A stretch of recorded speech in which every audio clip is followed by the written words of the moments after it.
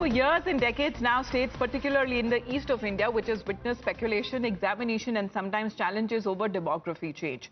There has been a lot of politics on this issue as well, because when it comes to demographic change, which is often linked directly with electoral intent. Now the latest flashpoint is between two state governments that are principally on the same side of the political divide.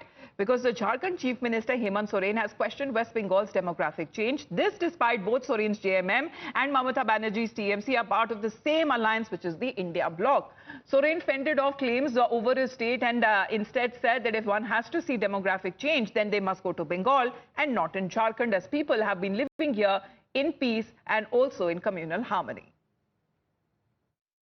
Assam में बसे लोग और असम का भी मुख्यमंत्री झारखंड में आकर के झारखंड के लोगों को, यहाँ के सरकार को कोसने का काम में लगा है। घुसपैठिए, बांग्लादेशी घुसपैठिए की बात करेंगे।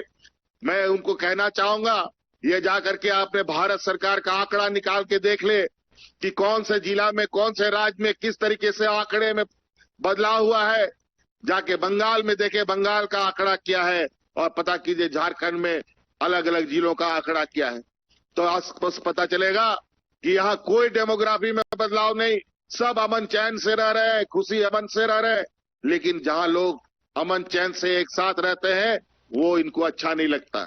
जहाँ जहाँ लोग लड़ते हैं, वही इनकी रोटी, राजनीतिक रोटी पकना शुरू हो जाता है।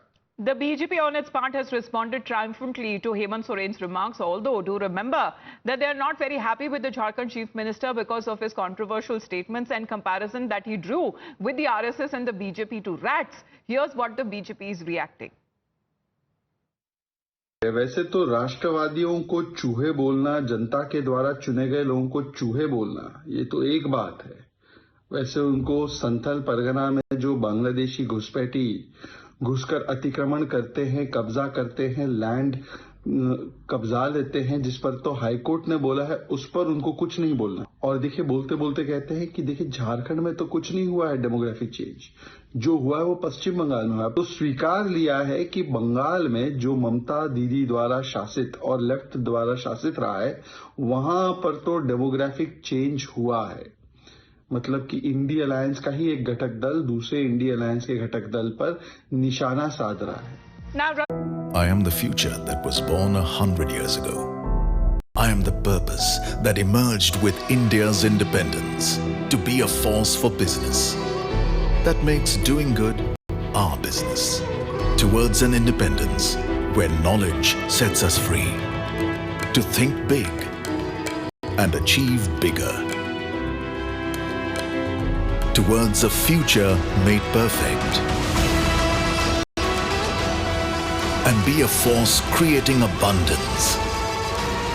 Because independence is not a moment in history, it's a never-ending path to prosperity.